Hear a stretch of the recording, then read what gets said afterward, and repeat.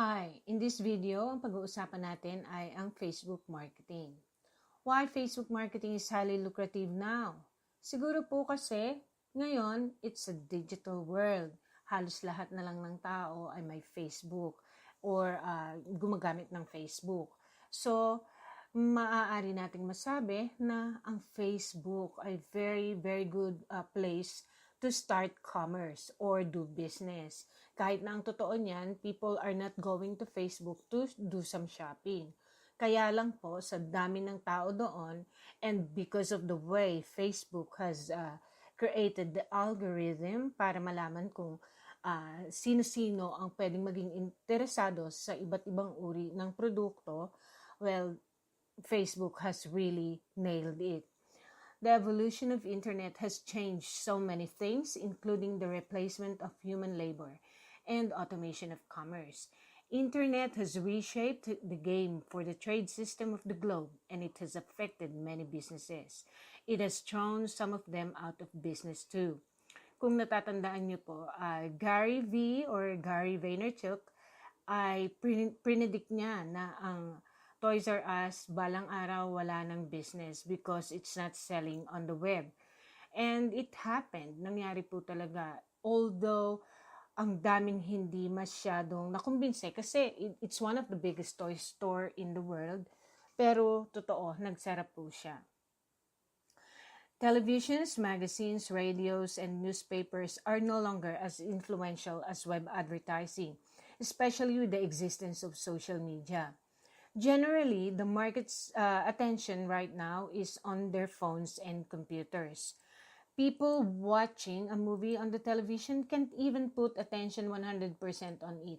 Halos, I'm not saying everyone, pero halos. Kasi ako and yung kasama ko, every time we're watching a movie and as soon as the advertisement hits the screen, ang una namin hinahanap phone namin. We're checking our social media connections and watching YouTube or ako ang madalas mag-check ng eBay ko. And that's really very true to us. So it's probably to kill boredom. And because of that, mas nagiging attentive kami sa nakikita namin sa Facebook than what we see in the television, unless it's really very interesting.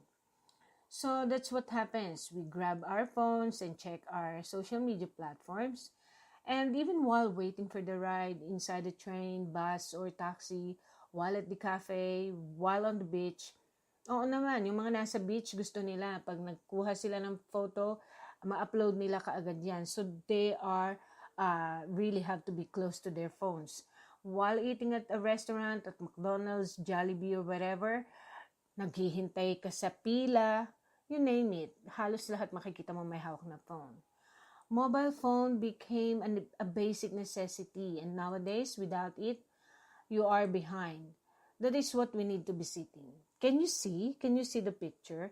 There is where we need utilizing our services and products because the attention is there. The attention. It's very, very important for any marketers, for all marketers, I should say. And therefore, that is what we need to master, to grab that attention.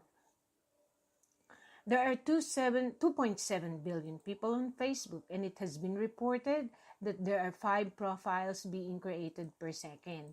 This is how many audience in Facebook alone. And I betcha, your market is certainly there. Facebook literally knows everything, every bloody thing. Your details, your romance, your school, your bank account, where you went last holiday, ano tinanggap mong regalo last Christmas, you, your family, your feelings, who you hate and who you love. Ang creepy na po, pero that's the truth. And we did it to Facebook. I mean, we gave our permission so they can do that. And we love showing off. Siguro hindi lahat, but people really likes to show where they went for a holiday, what they got for Christmas, and kung ano yung huli nilang binili. Ako ang madalas kong i-post ano yung niluto ko. Kasi I love cooking, pero yung cooking hindi ako love. Anyway, Philippines has the most number of Facebook, and mind you, Facebook heavy users than any country in the world. It is safe to say your market is in Facebook. You can say people don't go to Facebook to buy. Oh, naku, totoo po yan. But it depends on how convincing are you, how striking are you, and your creatives, and how good your headline is. It is truly a tough market out there, but I believe it is how you articulate your ads that makes it easy.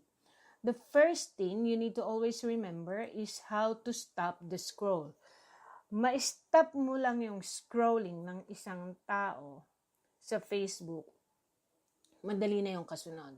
Because we need to suck their attention for them to spend moment to go through another platform like to your website or to your web business page or wherever you want to send them. Kailangan maging interesado sila, yung attention nila makuha mo so you can send them to your website. And para ma-check nila kung ano yung ino-offer natin.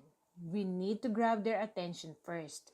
We need to master that, and it is on how you put your creatives together. Yung attention po, first talaga nilang mapapansin. The first thing that you can use, or the really first thing that is attention grabbing ay ang creatives, photo or video. So, either by still image or by a video. Tapos nun, at saka ka na mag-pitching. Pero kasi, your creatives play a very vital role. Kaya kailangan talagang piling-pili mo, alam na alam mo kung ano yung, put yourself in the shoes of your audience. Ano ba, kung ito ba yung ilalagay ko, ma-attract ba ako, palitan ko kaya, baguhin ko yung kulay or whatever. It has to be very interesting po talaga. After people stop, they'd be looking at your headline. And yun ang gusto nating mangyari. Gusto natin, basahin man lang nila yung headline. Kasi pag alam natin sa sarili natin kung magaling yung ginawa nating headline, ang kasunod nun, it can spark curiosity and it will initiate interest to read the whole copy of or watch the video. There is where we need to pour our best sales pitches. Okay, so here is what you need to remember.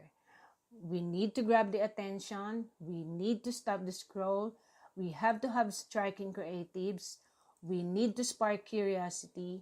We need to have an interesting headline and a very compelling ad copy. If you get all these correctly and convincingly, if you can make just one client happy, if you boost their sales and send more customers to their business, you will never strive to find clients. Clients will find you. An excellent way to connect with the audience is through an advertisement is tell stories. So we're talking about stories now. Storytelling is a separate course that people usually take to become expert storytellers because it has been proven that it is the most effective way to arouse an audience and build their urge so that they can decide in favor of you.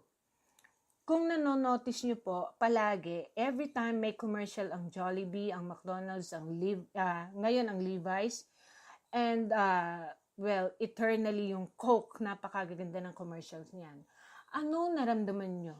Pag napapanood nyo yung commercial nila, di ba mai-stuck ka talaga and you really want to watch it till the end? Dapat ganun ang paggawa ng advertisement. Ang mararamdaman ng tao, either I will buy it for my pleasure or para masama lang ako sa uso, or I'm just compelled to buy it. Anyway, what matters is it should be effective. And that is the job of storytelling. Kung napanood niyo po yung TED, yung mga speakers sila dun eh. The speakers there are all excellent and amazing. because they are good at telling stories. In the next video, I will be talking about the 3 elements of an ad, which I mentioned here. I will break down each element for you. The 3 elements of an ad is creatives, headline, and ad copy. After Facebook reinvented itself and made advertising easier and more targeted, marketing became effective and at its very best. It made businesses a lot more easier, and it became more favorable to all the business people and for the e-commerce. Ngayon po, because of Facebook, everything has slashed down for the jobs of the marketers. Kasi ngayon, hindi na sila nag-aaksaya. Alam niyo yon, yung halimbawa, katulad nung pag nasa mall ka, namimigay kang flyers, not everyone is interested in your flyer, or not everyone is interested in buying a condo. 'Di ba? Tapos yung flyer bibigay mo sa kanila, tapos tatapon nila. 'Di ba sayang? That is costing the advertiser some money. While with Facebook, yung mga nagsisearch lang ng condo or potential buyers na one time nag-click ng condo or nag-click ng real estate, yun lang hahanapin ni Facebook para ipakita yung advertisement mo. So it's really very targeted. It's really very good. And Facebook ads really, really has helped a lot of advertisers and marketers, especially business owners. Okay, next video, ituturo ko po sa inyo kung paano gumawa ng mahusay at magandang advertisement saan. Okay, see you next video.